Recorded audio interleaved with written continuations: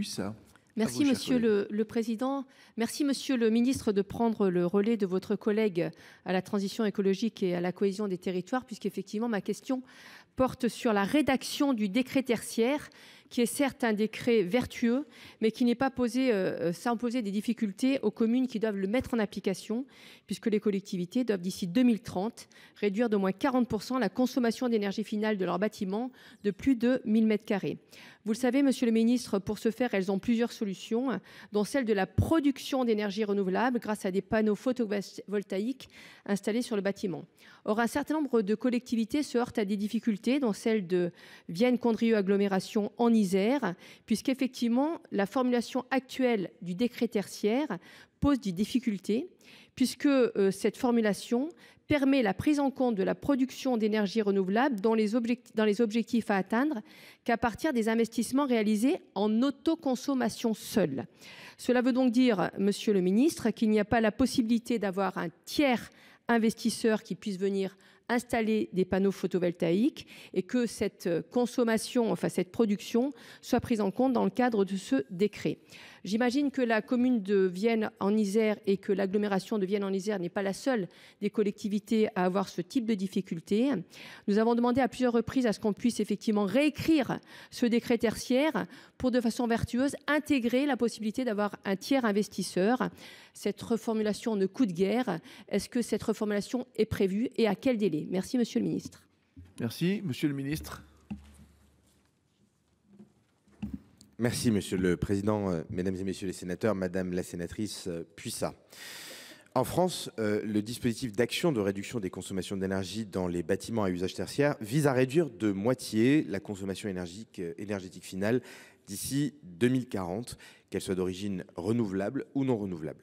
Ce dispositif, dit éco-énergie tertiaire, n'impose toutefois pas que l'installation photovoltaïque sur le toit des bâtiments soit financée par son propriétaire. L'origine renouvelable de l'énergie, ici de l'électricité, ne doit pas être considérée comme un droit à consommer davantage. Si la production d'énergie renouvelable est vertueuse, il convient d'être vigilant sur l'impact des installations de production sur l'environnement si aucun effort n'était fait en termes de réduction des consommations d'énergie. La pose de panneaux photovoltaïques en toiture ne peut donc se substituer à des efforts pour atteindre des niveaux de consommation performants sur le reste du bâtiment. Un modèle économique qui reposerait sur un financement privé des panneaux photovoltaïques et un retour sur investissement grâce à la production et la revente de l'énergie produite comporte par ailleurs des risques de surconsommation. Pour autant, Madame la sénatrice, le gouvernement partage l'objectif d'accélérer la production d'énergie renouvelable, notamment le solaire en toiture. Les collectivités peuvent ainsi bénéficier des dispositifs de soutien à la production d'électricité à partir d'énergie photovoltaïque. Pour les projets de moins de 500 kW sur les toitures, hangars ou ombrières, elles peuvent demander un tarif garanti de l'électricité par l'intermédiaire du guichet unique dit S21. Pour les projets d'une puissance plus importante, elles peuvent obtenir un tarif grâce à la mise en concurrence dans les appels d'offres lancés régulièrement par le ministère.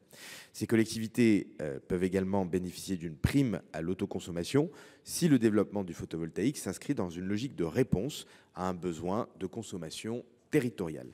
Le gouvernement soutient donc une consommation d'énergie plus maîtrisée via des actions d'efficacité et de sobriété énergétique et une production de cette énergie plus durable via le développement du photovoltaïque. Voilà, Monsieur le Président, ce que je pouvais vous apporter comme réponse au nom du pôle. Je vous remercie. Si. Chers collègues, allez-y. Monsieur le Ministre, je ne comprends absolument pas.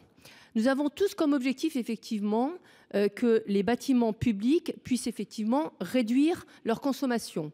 Si on a un tiers investisseur qui met des panneaux solaires, que ça réduit la consommation et que par ailleurs ce tiers investisseur puisse effectivement, par la production, avoir une rentabilité, où est le problème? On atteint les mêmes objectifs. La rédaction de ce décret, franchement, ne coûte absolument rien au gouvernement. Il suffirait simplement de rajouter cette petite phrase pour qu'on atteigne les mêmes objectifs vertueux. Franchement, ce n'est pas compréhensible et je vous remercie de bien vouloir transmettre cette incompréhension au ministre en question.